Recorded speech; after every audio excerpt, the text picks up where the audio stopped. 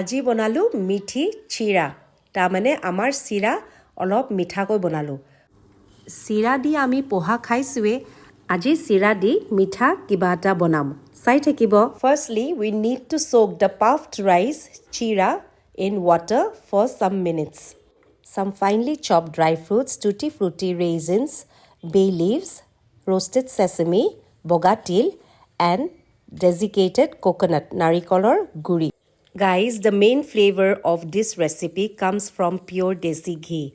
To a pan, add some desi ghee. Add the soaked chira, roasted sesame, gur, jaggery powder, desiccated coconut, narikolor guri, and a spoon of milk powder. Now finally add the dry fruits, tutti frutti, and the raisins and mix all of them very well. Thanda dinot chai pokora bhal lage, kintu ketiaba eneke মিঠা খাবলৈও মন যায় এই ৰেচিপিটো try কৰিব